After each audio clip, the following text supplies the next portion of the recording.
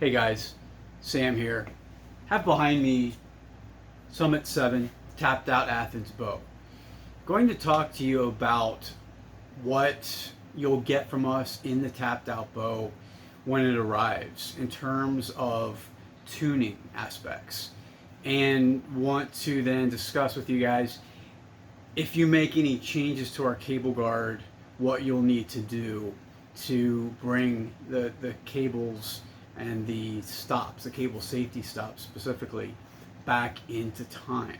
Because before they leave here, we now have the capability to completely time the cable safety stops and then also time the limb stop. So if you make changes to the amount of tension that's applied to the cable guard, if you were to make changes to the amount of twists that were in the cables, you will see that the cable safety stops are now impacting at slightly different times. It's real important that you keep this in mind. So when you get it from us, know that it is timed as set up. I'm going to talk about some of the considerations that I take into account when I make those adjustments in terms of where the cable guard is set from us and how that functions for the majority of shooters out there. So let's take a step back though and address tapped out bows. I assume at times I think that people understand what that is, and we use the term all the time. Certainly these bows have become so much more prevalent now. They are in widespread use. Tapped out bow became a term to mean, essentially early on anyway, it just meant a bow that had tap products on it. Okay, just tap gear being used on a bow. It's tapped out. Some bows are more tapped out than others. In this case, though, what we've gotten to the point of using that term for is specifically these Athens bows that we sell. And what that means is they come standard with tap cable guard and tap string stop. So that is the baseline tapped out bow. Okay, so what I'm going to do here is talk about what I'm going to do in terms of making some adjustments to this Summit 7 that's about to ship today. The Summit 7, I checked it on the draw board. So I checked to see where the cable safety stops are coming to rest at without any cable guard at all.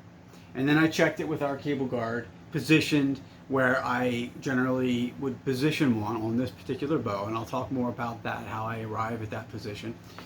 And then I found that we are slightly off in terms of where the top cable safety stop is rotating in. It's not impacting at quite the same time as the lower one. The lower one is impacting slightly sooner. So we need to bring this stop in, and it's only maybe a matter of about 1/8 of an inch. It's not much. Until you play with this, until you do some experimentation with making cable adjustments like this, it's hard to know how much to turn a cable to get the desired amount of movement you want. One thing I should point out is that you can quickly see which cable you'll want to be working on based on pulling on it. You'll be able to tell which way the cam is going to actually be rotated by adding tension or removing tension from that cable. It shows you real easily which cable we need to work on. And I've been able to determine real quick that what we need to do is this lower cable here, the one that comes down the backside cable, so it's your down cable, down travel cable. This is the one that I need to make adjustment on to be able to bring this cam in a little sooner, and at the same time it will actually rotate this one back a little bit. It'll retard this one a little bit in terms of how quickly that cable safety stop is coming forward. So it's really critical that you don't over twist because then you're going to have too much rotation. And also when you add too much additional cable tension twist, you are of course bringing the draw weight up. And in some cases, depending on how much you do, you can alter that draw weight. So what we need to do here is add a little bit more turn to the press until we get to where we're loose. Okay, so we have it loose. I typically tighten it in a little further so I have easy access to the cable I want to make adjustment to. All right, so I pulled that one off, and it's going to be tough to see this in the video because I don't have someone here to zoom in and come in close and give you close-ups. But I'm just going to show you, hopefully you can see. I pulled it up. Now I've kept the position of where it originally was. I'm not letting it rotate. The loop is still where it originally was. And as I said, I need to add more tension to this one. And based on the amount of movement I know that I need at the top, it's small. And I'm going to say that probably no more than half a turn. In fact, we may need less. We may only need about a quarter of a turn based on experience with these. So let's do that. We'll add a quarter of a turn. We're adding tension, so we're actually going to be rotating to the right. So what I'll do is I'll rotate. So here we are, straight up and down. We'll assume that's our starting, it's always going to be your starting position. And I'll rotate 1/4, approximately right about there is 1/4 of a turn. Now this leaves the loop in the wrong position to be able to be reattached to the teardrop or to the post here. So what I'll do is I'll hold on to the serving. I'll pull the loop back in the position that it needs to be. But of course the cables are already rotated. They're still rotated where I had them. And then I'll reattach the loop to the cam. All right, so before I loosen and I add tension back to the limbs and the strings, I like to make sure that everything is going to be in place when it comes to the cables going over top of the mods, the cables going over top of the cams. All right, so let's slowly let this out and we'll put tension back on everything here. All right, so looks good. Everything's in place. Now what I'll do, I'm going to pause the video and we will then move to a position of us having this on the draw board. And I'll show you some of the things that I do then. We'll actually look at it, we'll crank it in, and we'll see how much movement we've made with the cable safety stops. Are they in the position they need to be? Or they're both impacting their cable at the same time? Now to do that, I have to put the cable safety stop back in place. So I do that, and I'm not adding the limb stops on yet. That'll be one of my last steps. All right, so I'll pause, and I'll do the necessary steps to get the safety stops in place, and then we'll come back here and we'll take a look. Okay, so back here now with the bow in place on the draw board. Been able to determine that we're getting very close to where we want to be. We're not quite all the way there with the top cable safety stop. We're probably about a 1/16 of an inch now off. Can vary from bow to bow in terms of how much movement you do get with the cables. I know my Summit 6, for example, similar situation, I really did only need about a quarter of a turn on the cable. Now those cables had already been tightened a fair amount on that bow. They had already been tightened up. That alters things as well, depending on how tight they already are. So there's a number of variables here, and there's no formula for this.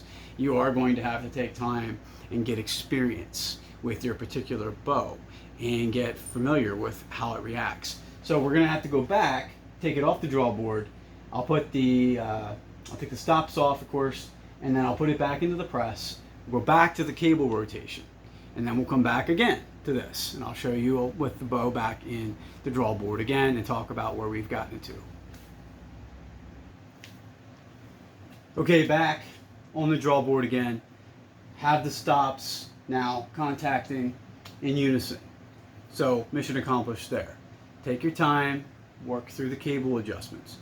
And you might be wondering to yourself, why are we taking the cable safety stops off of the cams each time we go back to make adjustments?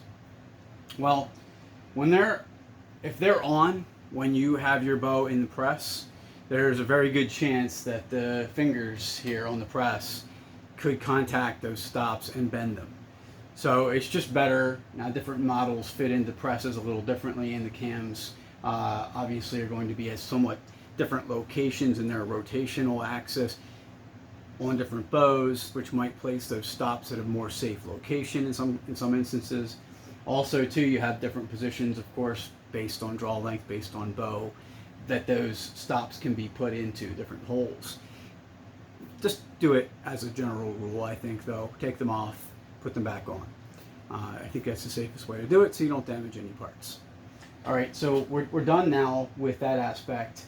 Now what can be done is the limb stops themselves can be put in place. Back to the draw board after they're put on.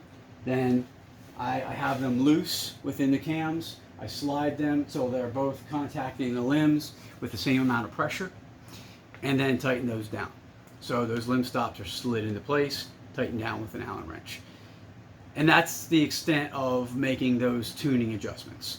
That'll make a big difference in how the bow will tune with your arrows, and it'll make the process much easier for the person getting the bow. So again, to reiterate, you're getting it from us already tuned to this extent. If you're going to make adjustments to your cable guard, you will want to go back through this process. It's not relevant in most instances. If you've shot it a bunch, I don't think you need to go back necessarily and assume that you have to retune or make adjustments in that respect, because everything should settle in nicely and remain, the ratio should remain uniform, even if things change in terms of slight stretch perhaps in string or cable. You won't have any concerns really from that. It's more so how much load you're applying to the cables from the cable guard, and if you're changing the position of it. Now let's rotate over to talk about one more thing here. So how am I determining where to adjust the cable guard to? Well, what I do is I take an arrow like this. These are the arrows that I shoot for hunting purposes, 3D even. These are your old standby Blazer minis. So Blazer mini vanes. They are relatively higher profile vanes. 3 fletch. So I use one of these as a reference tool for how much clearance at the side you'll need to have with your bow, with an arrow on there. And I found that's a good rule of thumb to go by for pretty much anybody out there. You're going to have enough clearance in nearly pretty much all instances when you get the bow from us with whatever type of fletch you're using. If you wouldn't, then that's where you can make adjustments. But that is where I would consider, do you need to go back through the tuning process again? And if you look at it from the side, you can see on this bow, I have that coupler essentially straight up and down. Now, depending on the bow, you may see that canted left, you may see that coupler canted right. That is where the rotation occurs from. When the set screw is loosened on the rod here, you can apply pressure with your thumb, rotate back, allow it to come inward. So that's where you make those adjustments. This is where you can see, of course, too, how far back your cable slide, your Saunders Hyperglide, how far that actually rides back at full draw. And there's a number of things you can accomplish with a bow in this situation. And it's very handy to have a tool like this available. All right, guys, thanks for your time. Thanks for your interest. We are astounded at times. I'm very flattered. I'm very excited and proud of where TAP has gotten to and the level of support we get. And it's very real. I try to keep this as real as I can, genuine, sincere, and passionate. And anyone who's stopped in and met me knows that those things are true, that this is very sincere. I am very passionate about archery, and I love what I'm doing here. So again, thank you, and it means everything to me to know that we're doing things right. We're making customers, we're keeping customers, because we are doing all these various things right. Customer service is super important. The products themselves have to be phenomenal. It all has to come together, and it has. We have the right mix here in this bundle package that we call TAP. So take care, everybody. Stay tapped out.